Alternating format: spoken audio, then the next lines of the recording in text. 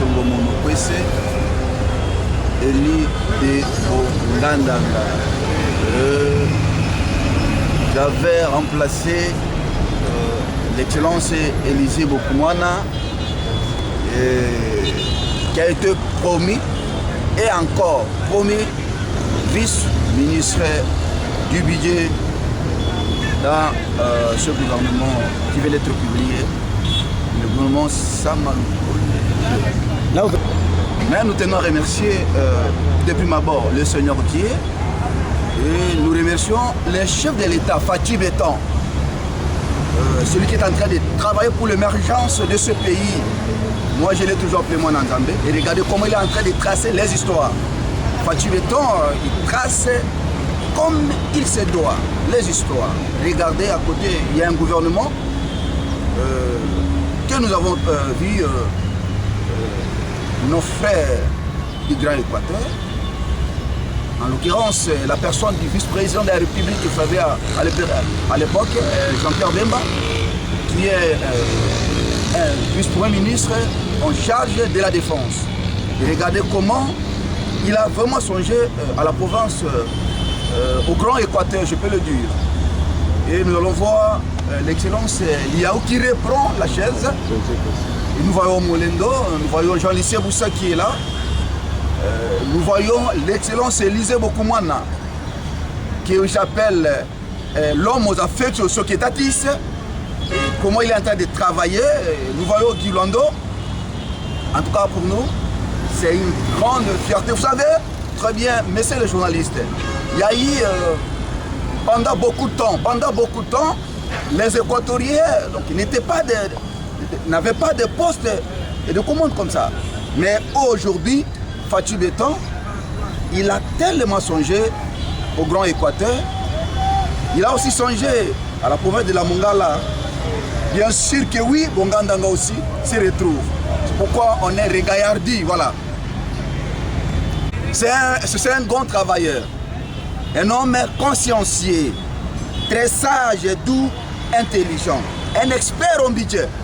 Mais regardez comment il a revu le budget à la hausse. Vous savez, dans ces pays, sans Fatou Beton, vous avez vu un budget de 1 milliard, de 2 milliards, de 3 milliards. Mais aujourd'hui, comme je vous l'ai dit, le budget revient à la hausse. Et c'est parce que le chef de l'État, Fatou Beton, que j'appelle Mwana Nzambé, il a su placer. Et regardez, il a placé Élisée Bokoumana dans le budget. Comme c'est un expert en budget, et regardez comment les histoires sont en train d'évoluer en bonne et due forme. Et la société congolaise tout entière là, donc sera dans la satisfaction totale. Je viens de mes vacances parlementaires, messieurs les journalistes.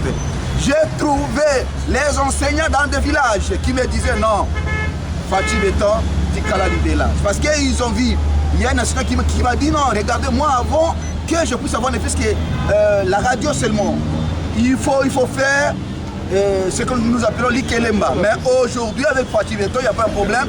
On me paie directement de l'argent et directement j'achète quelque chose. Et voilà comment, avec Fatou, nous sommes en train d'espérer que ce pays va retrouver sa place. Voilà, monsieur, c'est un grand travailleur. Vous savez, à la Mongala, je vous l'ai dit, je vais vous appeler, comme ça vous allez voir. Quand vous arrivez seulement à la Mongala, mais c'est Élisée Bokoumana. Il y a des ponts, il y a des routes bâties, il y a des universités, je vous l'ai dit. Il y a aussi dans des hôpitaux, vous allez trouver que Élisée Bokoumana, c'est un homme qui travaille. Donc il est en train de relever le défi, il est en train de travailler très fort. Messieurs les journalistes, je vous le dis, avec Élisée Bokoumana, les Grands Équateurs et la Mongala se réjouit parce que c'est un digne fils, travailleur et qui a l'amour de ses frères et sœurs de la Mongala et de Bongandanga. Congolaise, je vais d'abord dire que toute la population congolaise de toutes les 26 provinces doivent espérer à Fatou Beton. C'est pas pour eux qu'on l'a appelé Fatou Beton, hein, c'est un travailleur.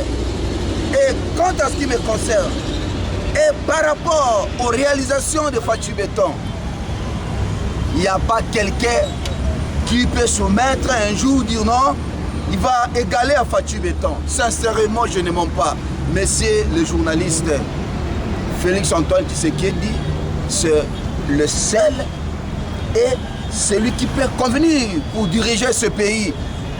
Et sans faire un publicite d'avant, mais moi je vous l'ai dit que c'est le meilleur président qui est déjà élu par cette population de la République démocratique du Congo. Et on compte sur la... Mais na tolamuki na tongo makambo bandaki na kuku et puis na poissa tozelo ngonge peri remaniement et salami président de la République Fatou Béton a recadré gouvernement yango likamoto sangani parce que biso na l'autorité morale na biso il sait beaucoup moins à ma poste moi j'ai coordonnateur adjoint et FPAU aza reconduit tous appelés na Didier Boudimbu ya FPAU aza reconduit tous appelés na Mutinga aza pe reconduit yango na mesengo pour la biso na FPAU et puis pour la biso ba na puna tous na mesengo mingi parce que et pesi que biso tona pim tous na pimbo na kati ya Mongala na Grand Équateur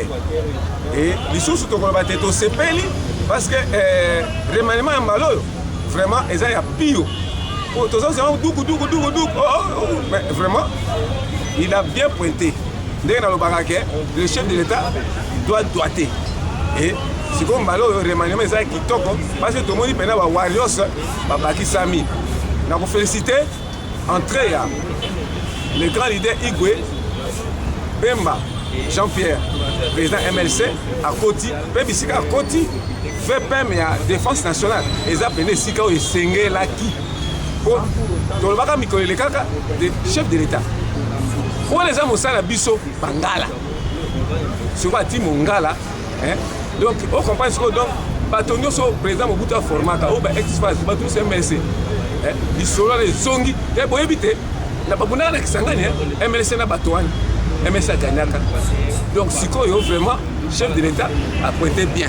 Deuxièmement, na Sepeli, na entrée, il y a coach Vital Kamerhe, l'homme aux 6000 langues et aux 6000 réflexions. Na Sepeli, parce que le président Vital Kamerhe, l'Ikamo Est, a élevé un moti na motindo. Et puis, à ça, l'économie monétaire. A bâtir ici que c'est ngeli naie tout ça makamba des prestations au dollar de kita Alex Amaele naie vice-président vice-premier ministre Igwe défense nationale et na maboko naie a sabiso sonitaire a sala makasi ne bo makambwana na sepe susu na mbusa na mwisi antipasse yebe na kolobeni na butembo bâtir wana intégration régionale c'est-à-dire que nous contre la balkanisation Moussa na Mouissi, intégration régionale RDC et Vimba, RDC et Kanga, 2 345 000 km Nango, bateau la bakotate. Na Sepeli Soussou, na Kaboulo, moi na Kaboulo, il y a les grands chroniqueurs. C'est comme il comme mon anaye, vraiment consacration naye, il y a Bena Kota, où il y a eu Makambo, il y a sport.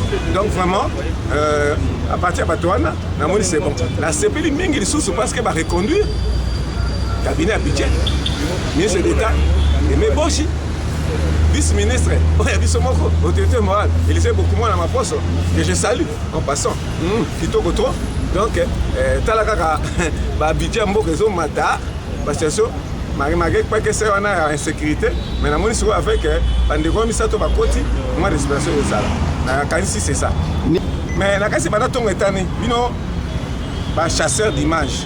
Chasseur d'informations sur la population attaque tout nous allons aller mais journal est là sur la population par rapport à il y a nomenclature il y a siko bato habité oana au salabo Jean-Pierre Bemba au salabo Kamera au salabo Moussa Limsa au salabo beaucoup moins au salabo Sakomi Molende au salabo Liao au salabo donc et ça lit bien donc je pense que nous l'enseigne la population de garder espoir que avec l'équipe président Sika et surtout que les forces armées de la RDC faisant un pikiliki.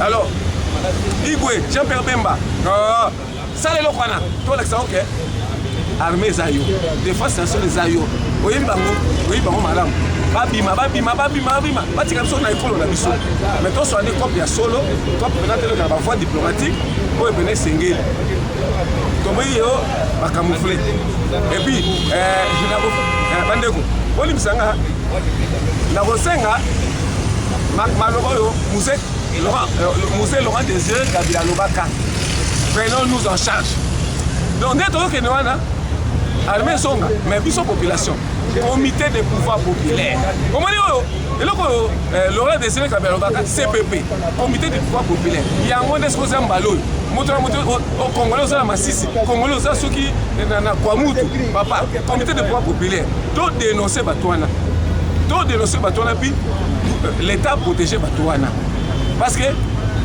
batraître namoni soki moto moko boye soki mwanga chuchu ye sere botine na ngenga botine mpo na biso na ngenga kuna tokanga ye mpe na samba wana tota esika kokima